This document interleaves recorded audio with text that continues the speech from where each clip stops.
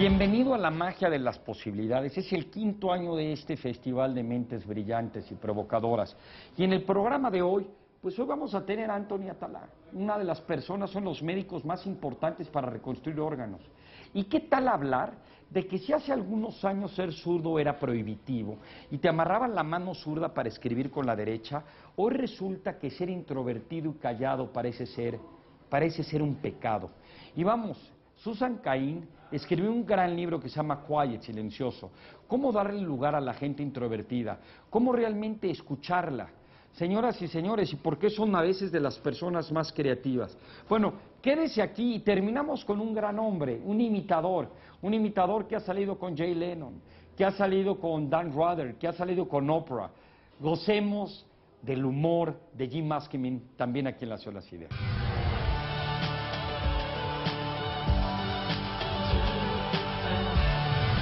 Buenos días. Qué bueno estar en su preciosa ciudad de Puebla. Good morning. It's great to be in your beautiful city of Puebla. Lo que quería hacer el día de hoy es darles un panorama en dónde estamos en el campo de la medicina regenerativa, para darles una idea de parte de la labor que se ha desarrollado en esta disciplina. Esta es una pintura, un cuadro que está en la escuela de la Facultad de Medicina de Harvard, en la biblioteca, y muestra la primera vez que se hizo un trasplante de órgano en un paciente. Al frente ven ustedes al cirujano, está preparando al paciente para el trasplante. En segundo plano ven ustedes a los demás cirujanos recuperando, extrayendo el órgano que era un riñón. El primer órgano que fue trasplantado fue un riñón. Esto sucedió en 1954. Muchos retos han transcurrido desde entonces, pero desde entonces se han salvado muchas vidas. Seguimos teniendo problemas en términos de rechazo de órganos y escasez de órganos. En esencia, una de las cosas que estamos haciendo en la actualidad es acometer el problema de la falta, de la escasez de órganos. El problema es que cada 30 segundos muere un paciente a causa de enfermedades que podrían ser tratadas con trasplantes. Una de las cosas que hacemos, me parece que las láminas no están saliendo. Sí están saliendo acá atrás de mí, disculpen, no las había visto.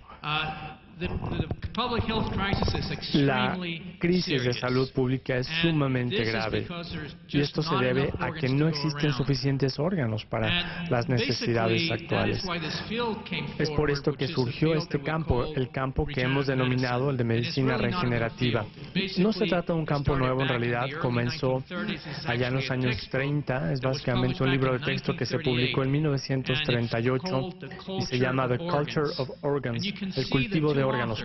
Y ven ustedes que hay dos autores. El primer autor es de hecho Alexis Carrel, al igual que Joe Mary que vimos en la lámina anterior. Él era cirujano también que trabajaba en el cultivo de órganos.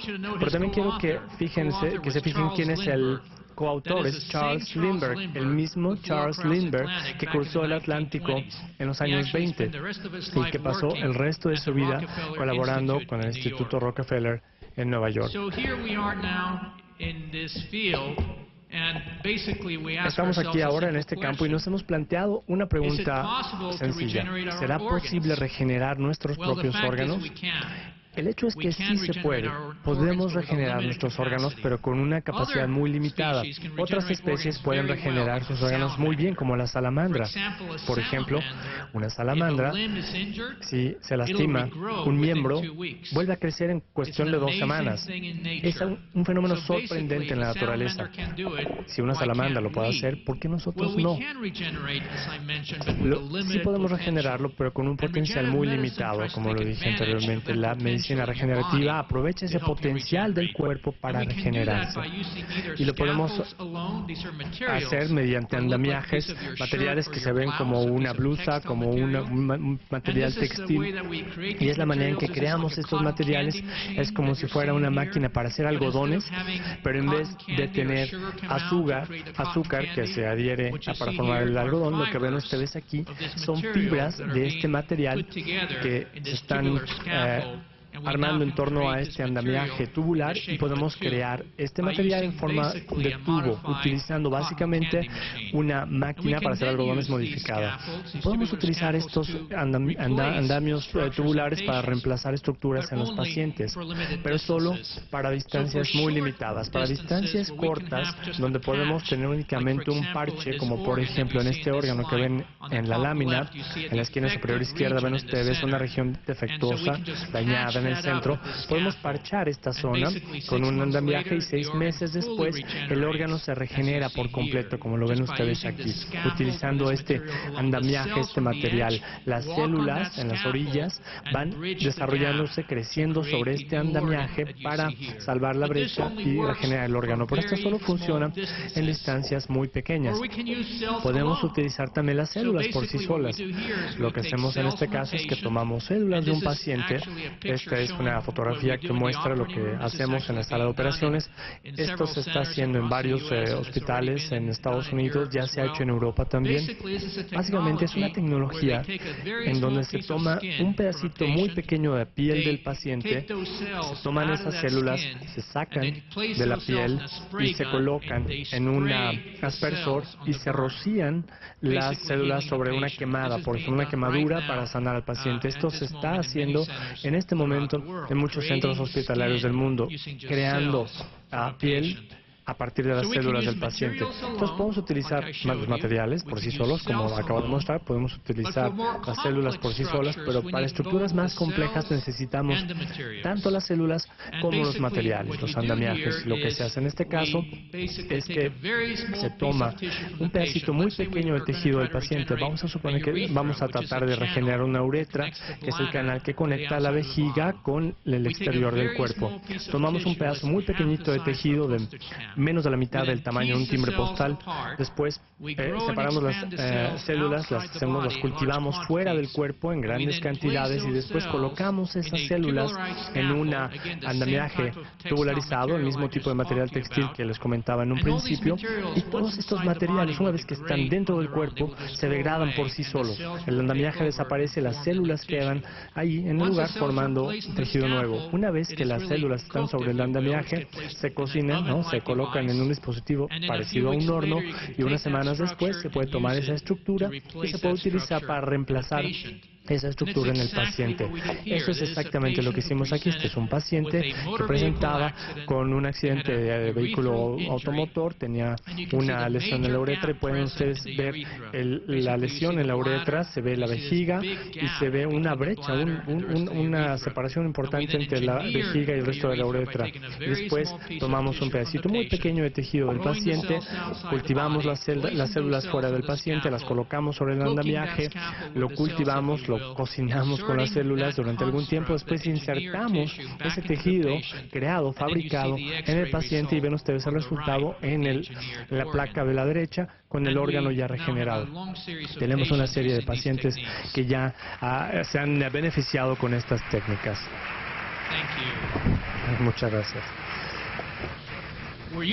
Estamos utilizando esta misma estrategia para vasos sanguíneos. Lo que hacemos es tomar, en vez de utilizar células de la uretra, utilizamos células musculares, pero un tipo diferente de células musculares. Utilizamos células de revestimiento que son muy finitas, que van dentro de los vasos capilares y colocamos estos vasos sanguíneos en estos variactores que básicamente bombean. Y lo que hacemos es ejercitamos estos vasos sanguíneos antes de implantarlos en el cuerpo. Del lado derecho, ven ustedes una placa de un vaso sanguíneo que fue implantado en la región del cuello a manera experimental, básicamente una arteria carótida que muestra que estaba funcionando de manera muy forzada.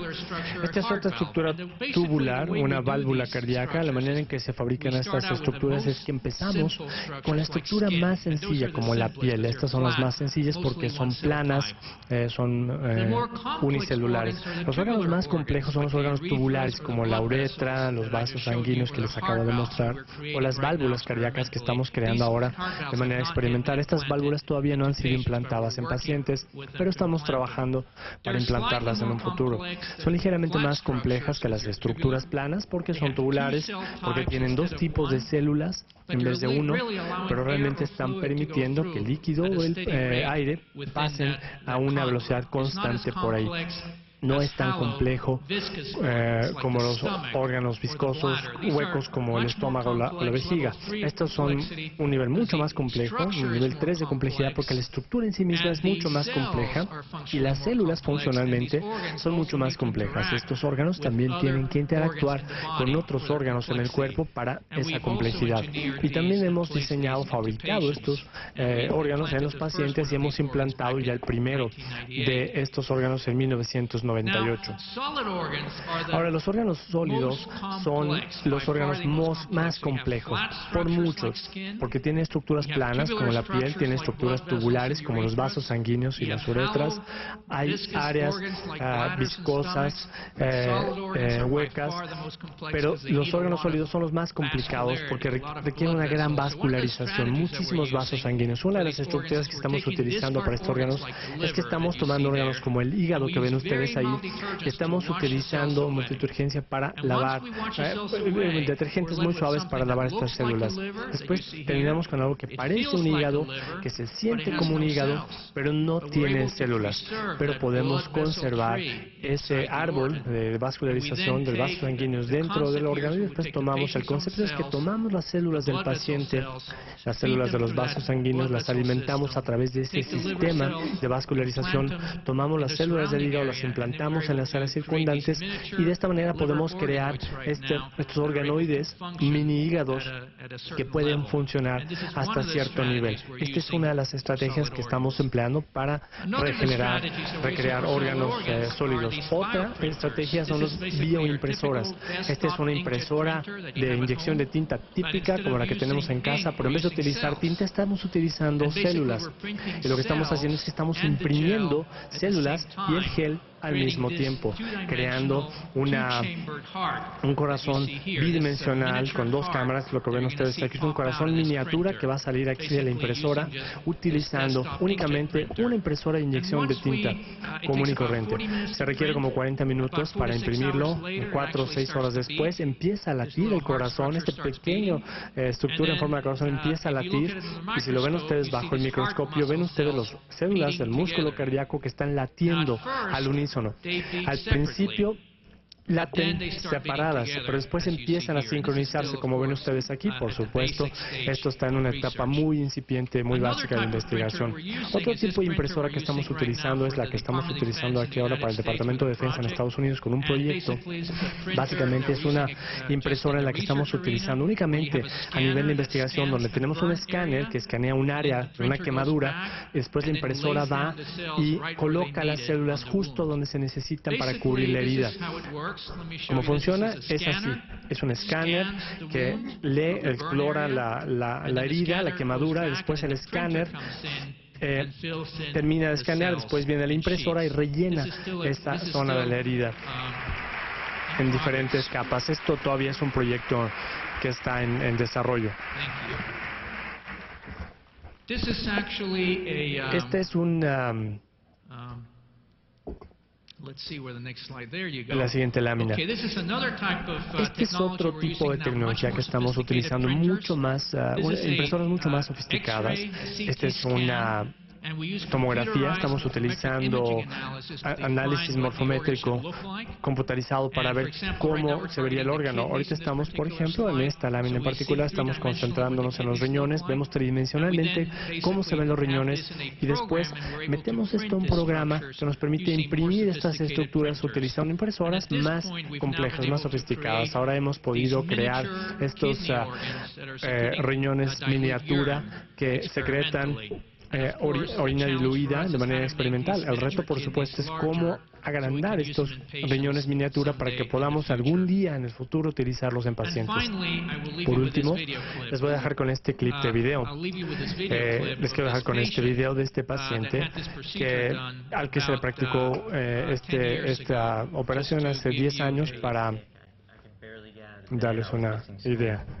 No podía ir a la escuela, estaba muy triste, de hecho,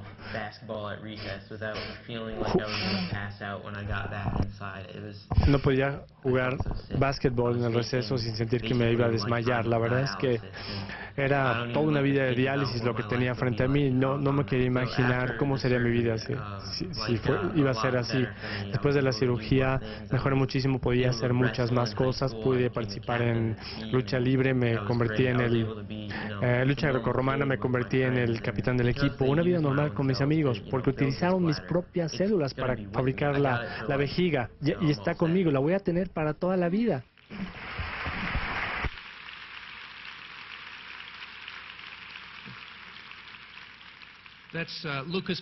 Ese es Lucas Masella. Tiene 11 años de tener su órgano fabricado. Tuve la oportunidad de verlo el año pasado, después de 10 años. No lo había visto desde que le practicamos la cirugía. El año pasado vi a Luke.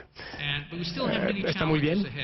Todavía tenemos muchos retos por delante. Tenemos retos en términos de reglamentación, tenemos retos en términos de producir estos órganos y el costo, por supuesto. Pero a final de cuentas sabemos que estas tecnologías tienen el potencial de ayudar a los pacientes y para nosotros esa es la promesa de la medicina regenerativa, mejorar a nuestros pacientes. Gracias por su atención.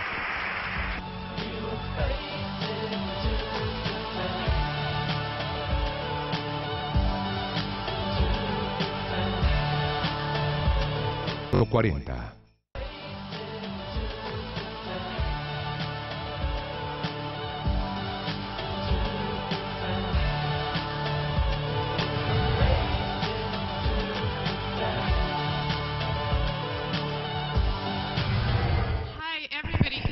Hola a todos, ¿me escuchan bien hasta allá atrás? Estoy encantada de estar aquí con ustedes, con un público dedicado a pensar de manera diferente, a pensar de manera mágica. Tuve la oportunidad de estar con un público similar hace poco. Un salón para mujeres de dos generaciones, la generación de mujeres mayores y más jóvenes. La idea es que la generación mayor impartiera su sabiduría a la generación más joven. Y me pidieron que compartiera qué lamento en la vida, qué haría diferente si tuviera que hacerlo de nuevo. Y lo tuve que meditar un rato y me di cuenta que la primera cosa que lamento es que ahora oficialmente soy miembro de la generación vieja. Pero mi verdadero arrepentimiento, lo que lamento es que soy introvertida. Y como una persona introvertida me di cuenta, me tardó mucho tiempo darme cuenta de mis propias fortalezas. Y pasé demasiado tiempo tratando de comportarme como una persona extrovertida en vez de ser quien era. Y creo que este es un error que muchas personas introvertidas cometen. Pero es un error también que todos cometemos en cierto sentido. Estoy tratando de ver mis láminas. Un segundito.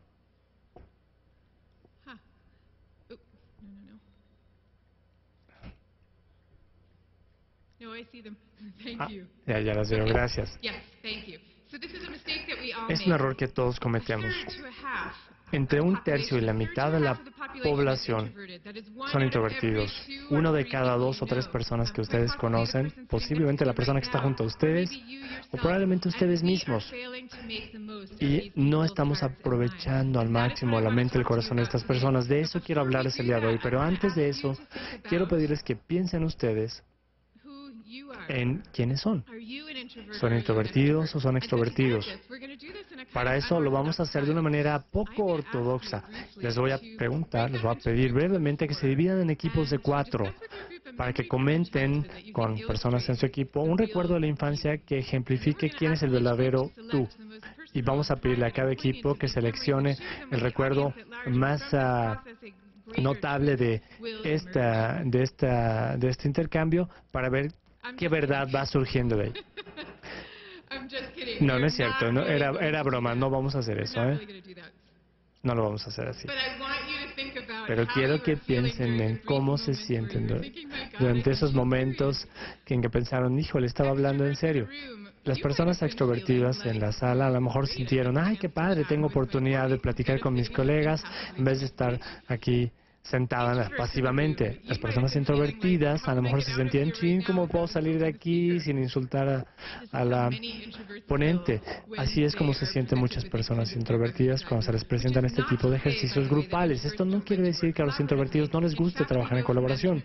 De hecho, sabemos que las personas introvertidas cooperan muchísimo, pero de repente prefieren trabajar el tipo de trabajo en equipo en donde todo el mundo se va, trabaja en su parte del rompecabezas y pues regresa y comparte lo que hizo.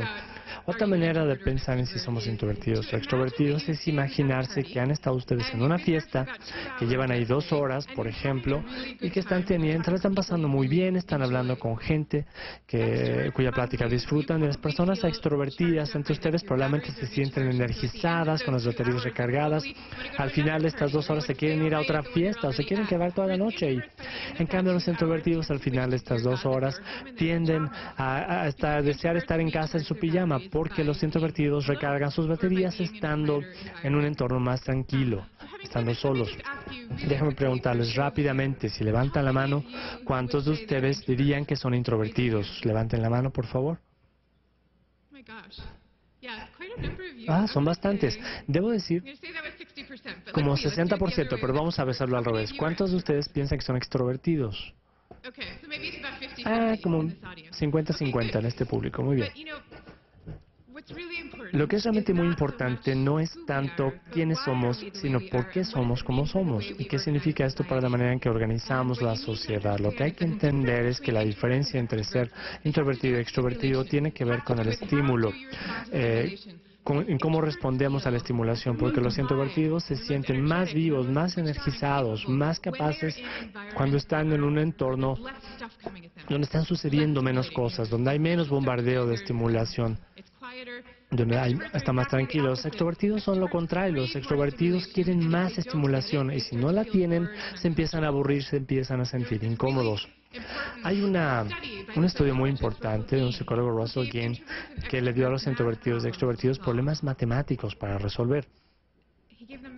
Les dio problemas, ejercicios matemáticos con diferentes niveles de ruido de fondo, y lo que descubrió es que los introvertidos lo hacen mejor cuando hay menos ruido y los extrovertidos lo hacen mejor cuando el ruido es mayor. Y yo quiero sugerirles a ustedes que este es un estudio muy profundo para quienes nos importa la manera en que la gente crea, la manera en que la gente se siente y cómo prospera, porque lo que nos está diciendo es que no existe un entorno unitaria, no existe.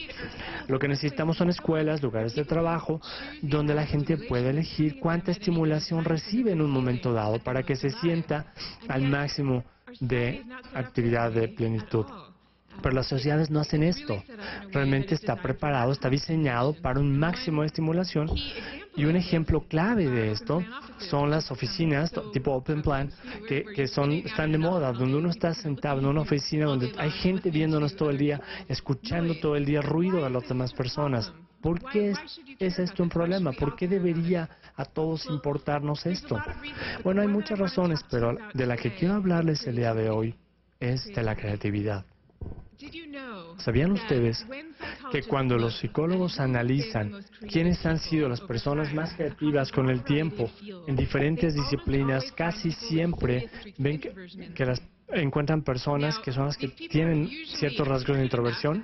Hay personas que son muy extrovertidas, pueden intercambiar ideas, que son introvertidas pero lo suficientemente extrovertidas para intercambiar ideas. Esto es parte del proceso creativo, pero estas personas realmente se sienten muy a gusto estando a solas, y este es un ingrediente crucial de la creatividad, aunque hemos tendido a perder esto de vista. Este es Philip Stark, una fotografía de Philip Stark, uno de los grandes diseñadores más innovadores de nuestro tiempo. Sé que muchos de ustedes lo conocen. Él describe su proceso creativo como un ejercicio de soledad. Él dice que se va cada verano entre junio y septiembre, se encierra, estoy solo, no hablo con nadie, no leo revistas, no veo tele, no voy a fiestas, no hago nada porque no quiero que las ideas de otras personas me estén bombardeando. Quiero estar pensando en mis propias ideas. Esto es algo que los artistas como Philip Stark entienden de manera instintiva, pero en tiempos recientes los psicólogos han empezado a entender por qué es que la soledad es tan preciada y por qué deberíamos reclamar más soledad para todos, para los introvertidos definitivamente, pero también para los extrovertidos. Hay muchísimos estudios psicológicos interesantes. En mi libro lo analizo a fondo, en mi libro Quiet lo analizo muy a fondo, pero les voy a dar simplemente una probadita, una idea, para que sepan a qué me refiero. Hoy estoy hablando de conformidad, de el hecho de que cuando estamos en un grupo de personas, cuando estamos con otra gente, tendemos a adaptarnos a la opinión del grupo. E incluso quienes nos consideramos como rebeldes, como iconoclastas, todos nosotros vamos a estar sujetos a las presiones de apegarse a la norma, y por eso es importante estar solos de vez en cuando para saber qué realmente pensamos. Entonces, voy a llevarles a través de estudios que se comenzaron a hacer en los años 50. Antes de esto, quisiera mostrarles este clip de video, un estudio que hizo Saul Ash, uno de los hallazgos en psicología social más robustos, que nos da una idea de esta necesidad de estar de acuerdo con la mayoría, de conformidad, de concordancia. El experimento Ash es uno de los estudios más antiguos en psicología. A un voluntario se le dice que se va a hacer un estudio de percepción visual. Los otros, lo que no sabe es que los demás son actores, que es el único participante, que tiene que ver con conformidad con el grupo, concordancia con el grupo. El experimento que van a hacer hoy tiene que ver con la percepción de la longitud de línea. Les pedimos que vean la línea de la izquierda y que digan cuál de las líneas de la derecha tiene la misma longitud que la otra línea. A los actores se les han dicho que digan que es la línea equivocada. Al voluntario se le va a monitorear para ver si da la respuesta correcta o si mejor prefiere seguir la corriente del grupo y da la respuesta incorrecta. En la primera prueba, la respuesta correcta es la 2. Es la 1, dice. 1. 1.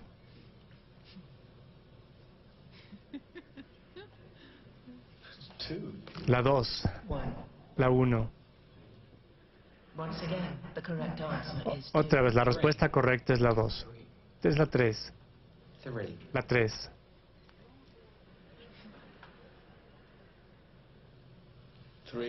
La 3.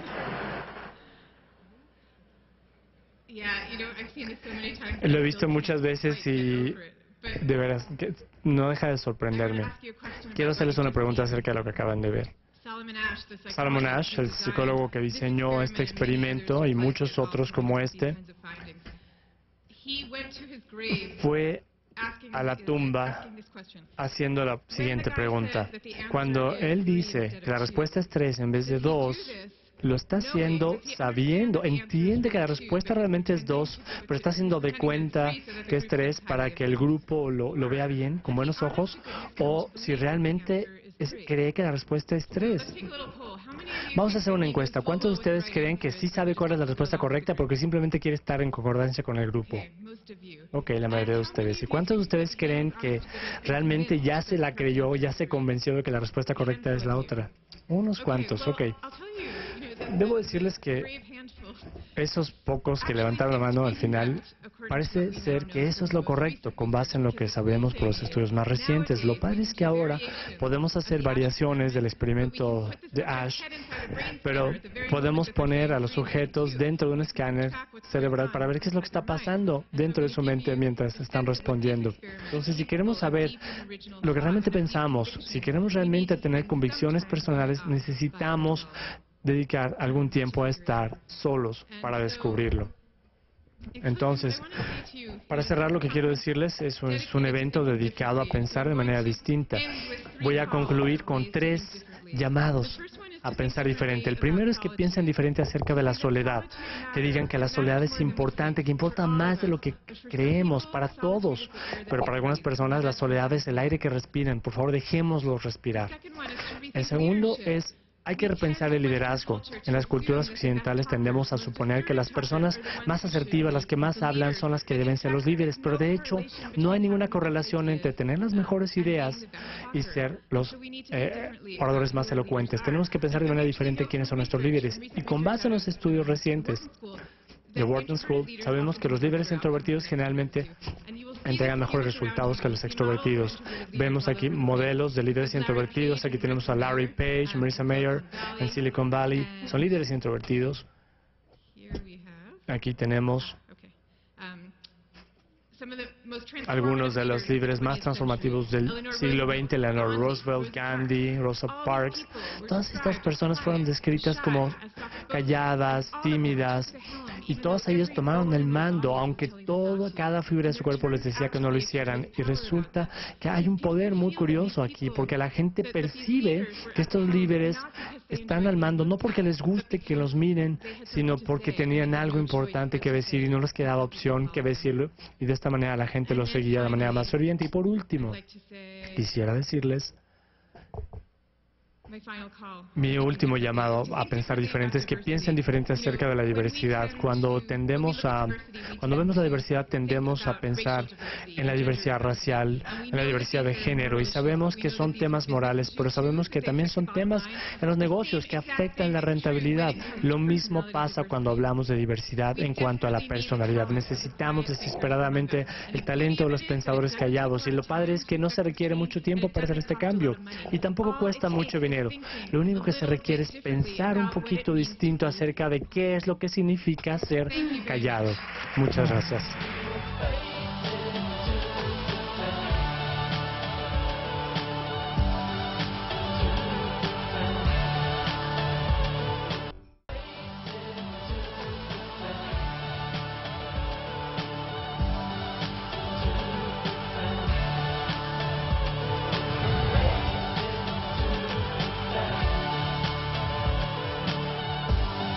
Y ahí están. Muchas gracias por esa cálida bienvenida.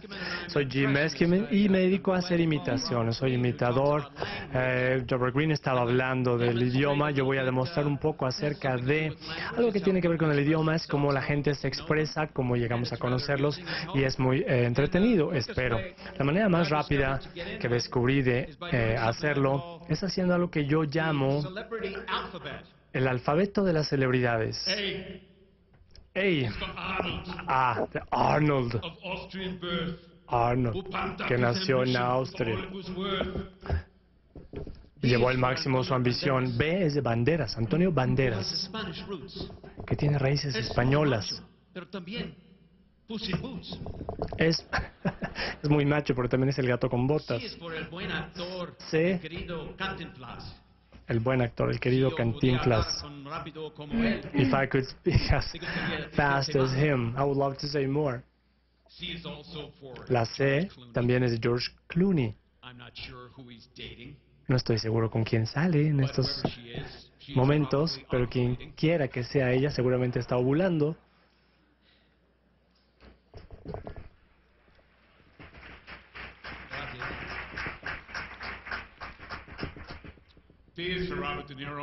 D es Robert De Niro. La ciudad de Nueva York es su ciudad. Habla así porque tiene la boca al revés, de cabeza, ¿verdad? Es de Eastwood, Clint Eastwood, gran director, gran actor. Que tiene cara así como que se va a comer las llantas de un camión. La F es de alguien que nunca está enojado. Está reservado con gran respeto para el gran Morgan Freeman. G es de Alec Guinness, de Across, el británico, a quienes los fans de Star Wars conocen como Obi-Wan. H es de Ron Howard, que es tan bueno que da miedo. ¿Alguna vez se podrá liberar sus raíces de Mayberry? La I es de Julio Iglesias.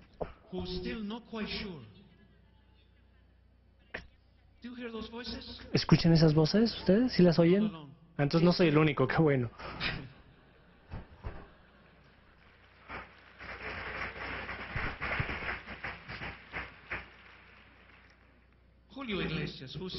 Julio Iglesias, que todavía no está seguro del número exacto de chicas a las que ha amado. La J es de Jack Nicholson. Una estrella con una actitud prepotente por la cual todos los imitadores del mundo están muy agradecidos. La K es de Kevin Spacey, un tipo al cual la palabra amable y cálido nunca se va a aplicar. La L es de Lindsay Lohan. Dice, no me sale su voz. No me sale su voz, entonces esta es la voz de su oficial de libertad condicional. La M es de Jim Malkovich, John Malkovich, que cuando está furioso tiene la mejor dicción de cualquier persona desde los tiempos de Geraldine Page. N es de Liam Neeson, que se ganó un Oscar por interpretar a Oscar. O es de Obama, cuya voz es única, singular. Y estoy seguro que está aliviado que no va a tener que mudarse de casa esta semana. La P es de Peter O'Toole, que es uno de esos tipos a cuyo hígado le deberían dar el Premio Nobel de la Paz. La T es de Quentin Tarantino. ¿Puede ser algo en dos partes? ¿Una película en dos partes? La R, Q, R, ¿sí? La R es de Andrés Roemer, quien, puedo decir, si no fuera por él, ninguno de nosotros estaría aquí en este momento.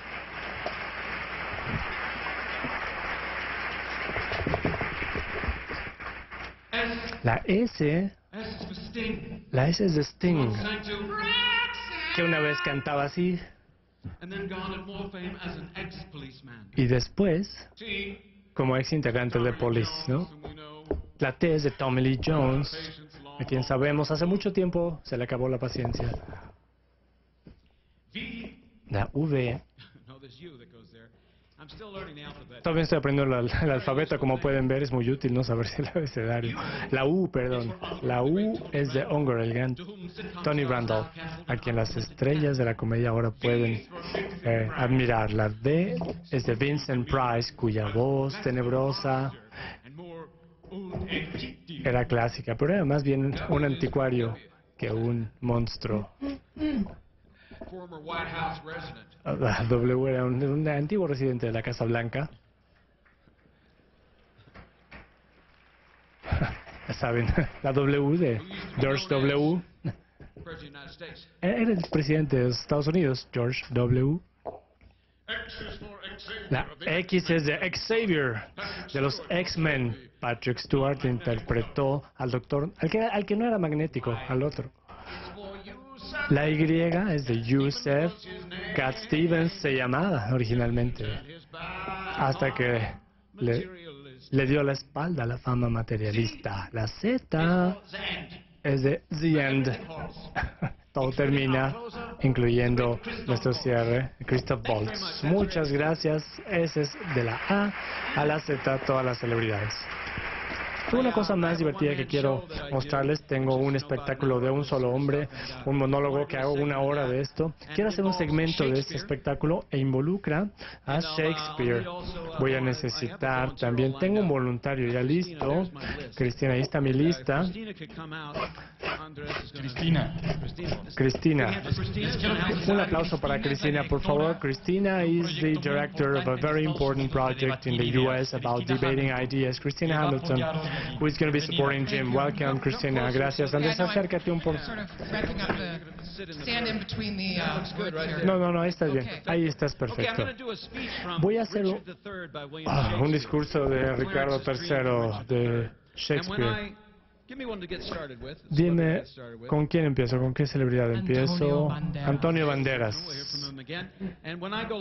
Cuando yo haga así la mano, dime el siguiente y vamos a ver cuántas diferentes celebridades podrían decir este discurso de Shakespeare. Primero con Antonio Banderas.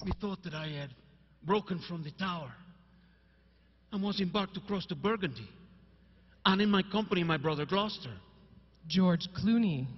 Who, from my cabin, tempted me to walk upon the hatches. Clint Eastwood. Hence we looked toward England and conjured up 1,000 heavy times during the wars of York and Lancaster that had befallen us. Peter Lorre. As we walked along, upon the giddy footing of the hatches, methought that Gloucester stumbled, and in falling struck me, who thought to stay him overboard. Jimmy Stewart.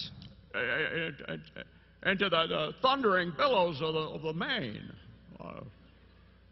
Lord, methought what pain it was to drown. Sylvester Stallone. With dreadful noise of water in my ear.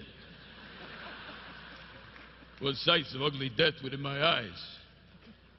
Ricardo Montalban. Methought I saw 1,000 fearful wrecks. 10,000 men which fishes gnawed upon. Boris Karloff.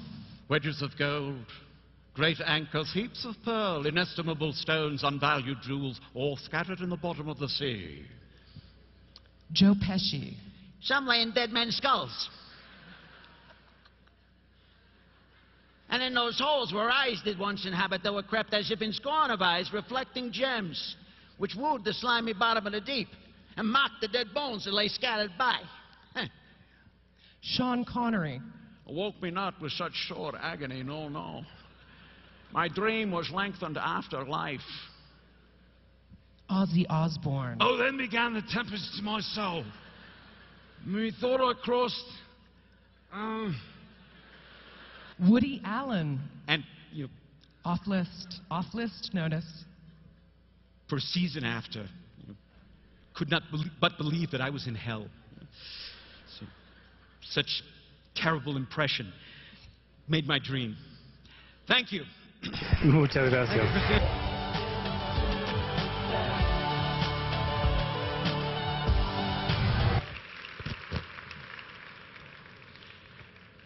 Bueno, esta tarde traigo para ustedes una charla sobre la muerte entre los mexicas o aztecas. El motivo de escoger este tema es, pues, por dos razones. Primera, porque estamos en el mes de los muertos y en México sabemos que eso tiene un significado muy especial. Y segundo, pues, porque ya me la sé de memoria. Espero que al final, cuando vean esta pequeña presentación, no vayan a decir, pues si esta es la que se sabe de memoria, quién sabe cómo estén las otras. Pero bueno, vamos a comenzar con este tema. En primer lugar, ustedes están viendo esta imagen que representa la concepción que los mexicas tenían del universo. Es decir, era una concepción con un plano horizontal y un plano vertical. Pueden observar ahí claramente cómo ese plano, digamos, horizontal se dividía en 4 rumbos del universo, es decir, un rumbo norte que era regido por uno de los dioses, ¿verdad?, el Tezcatlipoca negro, ¿no?, tenía un símbolo, por lo general el cuchillo de sacrificios, la muerte, etcétera, y en contraparte estaba el rumbo sur del universo, que era regido por el Tezcatlipoca azul, cuyo símbolo en este caso era el conejo. También, claro, estaban el oriente y el poniente. El oriente era el lugar por donde salía el sol. Se regía por un símbolo caña y era el lugar, por cierto, en donde las mujeres que habían muerto en el parto, pues les correspondía también acompañar al sol. Pero en el caso de este lado digamos, oriente, por donde surge el sol, es el sitio por donde los guerreros que morían en combate acompañaban al sol en una parte de su recorrido, desde que salía hasta el mediodía, ¿no? Y en contraparte, hacia el lado oriente, que lo vemos abajo, es donde estas mujeres que les comentaba iban a acompañar al sol hasta el ocaso. Entonces, pues, toda esta concepción se complementaba con el concepto vertical del mismo universo. Es decir, la parte central era el lugar o la tierra en que los individuos habitaban, era donde habitaba el hombre, ¿no? Pero tenía 13 niveles celestes, es decir, 13 escaños que llevaban a la más alta, digamos, al más alto de ellos, que era el Omeyocan, el lugar de la dualidad. Siempre esta dualidad va a estar presente, eso es muy importante, ¿no? Y, sin embargo, hacia abajo, digamos, debajo de la tierra, había 9 escaños, 9 niveles, 9 inframundos. Y sabemos que en el 9º de ellos estaba o radicaban los señores del inframundo, los señores del Mictlán, es decir, que era una pareja que se representaba descarnada, y al rato vamos a poder ver algunas imágenes. Entonces, pues, esta concepción universal que les muestro es con el fin de que entremos precisamente a este tema de la muerte. ¿A dónde iban los individuos que morían en el mundo mexica? Había 3 lugares específicos. El primero, que ya hice cierta relación a él, era el que estaba destinado a los guerreros muertos en combate o a las mujeres muertas en parto, porque el parto se consideraba precisamente una guerra, un combate. Y si la mujer moría en trance de dar a luz, pues por lo tanto se le consideraba una guerrera, ¿no? Entonces, cada uno de, digamos, si eran guerreros, acompañaban al sol, como ya mencioné, si eran mujeres muertas en el parto, lo acompañaban desde el mediodía hasta el ocaso, ¿no? Otro lugar era el Tlalocan. El Tlalocan era una especie de paraíso, nos mencionan los frailes del siglo XVI, como ese Tlalocan era el lugar del dios del agua, de Tlaloc. ¿Quiénes iban allí? Los que morían en relación al agua, es decir, ahogados, hidrópicos, etcétera, ¿no? A ellos se les destinaba ir a este lugar que se describe como un sitio de verano constante, siempre estaba floreciente, había frutos y demás, ¿no? Y el tercer lugar era el Mictlán, que lo vemos aquí, hasta allá abajo, ¿verdad?, para destinarlo a cualquier persona que moría en cualquier forma que no estuviera relacionada ni con el agua ni con la guerra. Entonces, para llegar a ese Mictlán se tenían que pasar por una serie de peligros, de acechanzas, etcétera, hasta finalmente atravesar un río y poder llegar ante los señores del inframundo, ¿no? Mictlantecutli y Mictlancíhuatl, ¿no? En este caso estamos viendo a Mictlantecutli y noten ustedes que en la cabeza, allí en su parte superior, tiene pequeños agujeros. Es decir, precisamente en estos agujeros se le colocaba pelo posiblemente de individuos muertos, tal como lo veíamos en la imagen anterior que correspondía a un códice. Pero aquí vemos pues esta escultura que es de tamaño natural, tiene unos 67, unos 70 de alto, ¿no? Pero vemos las características, totalmente descarnado, vemos que trae el hígado, digamos, que le cuelga entre el costillar, ¿verdad? Y, digamos, en su posición con estas garras levantadas, es muy característico de los dioses relacionados con la muerte. Aquí lo tenemos de perfil y vemos pues con mayor detalle esta cosa del pelo que para envidia mía pues sí se le colocaba y aparecía como lo observamos en el códice. Otra figura también que sirvió como urna es esta que están viendo aquí, es decir, es un perrito, es un recipiente, y en su interior también se encontraron restos quemados. Acuérdense que la cremación era fundamentalmente para los guerreros y para los máximos dirigentes, para el Tlatoani, ¿no? Y aquí vemos el último gran hallazgo del Templo Mayor. Es Tlaltecutli, la Señora de la Tierra. Noten ustedes cómo está en posición, digamos, con las manos levantadas, con grandes garras, ¿verdad? Y las piernas abiertas en posición de parto. ¿Por qué? Porque ella era la gran devoradora de los cadáveres. Ella se comía al individuo muerto, pero a la vez lo iba a parir. De ahí esta posición, ¿verdad? Para que sus esencias fueran al lugar que le estaba destinado, como ya habíamos dicho, al Sol o al Mictlán o al Tlaloc, ¿no? Entonces era la gran función de esta diosa, que por cierto es la pieza mexica más grande que se ha encontrado. Tiene más o menos, para que se den una idea, 4 metros por lado.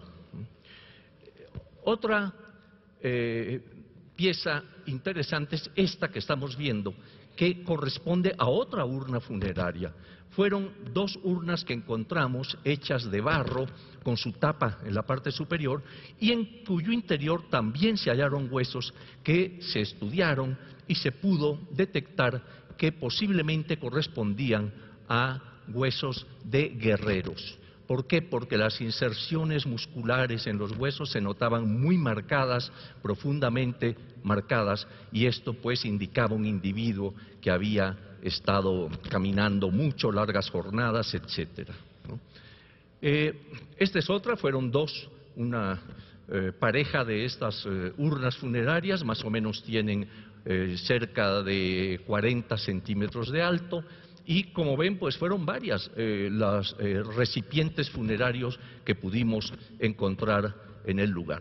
Aquí tenemos una más, esta en forma de un vaso, otra vez con Mictlantecutli, el señor del inframundo, presente allí con esa característica que ya mencionamos, de las manos levantadas en forma de garras y demás, ¿no? Finalmente, tenemos aquí esa concepción del inframundo, es decir, cómo en el Códice Vaticano podemos observar que el individuo tenía que ir bajando estos escaños, ¿no?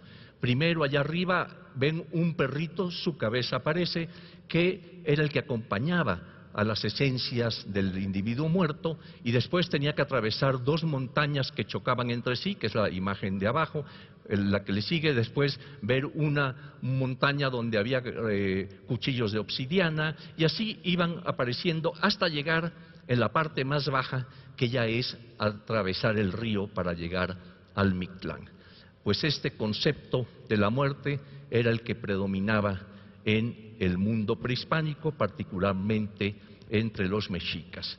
Y pues eso es lo que yo quería traerles. Soy un simple buscador del tiempo perdido, pero a veces lo encuentro, y pues esto es lo que nos muestra ese pensamiento antiguo, del cual todavía hay reminiscencias que perduran hasta el momento actual.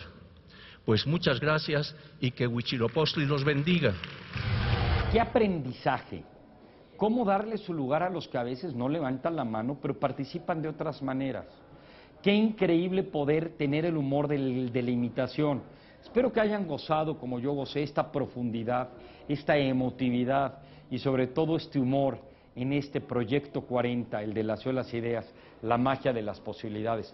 Y recuerden el Gifted Citizen, que es una parte importante de Ciudad de las Ideas, donde con sus ideas puede cambiar al mundo, porque las ideas hay que llamarlas a la acción. Gracias.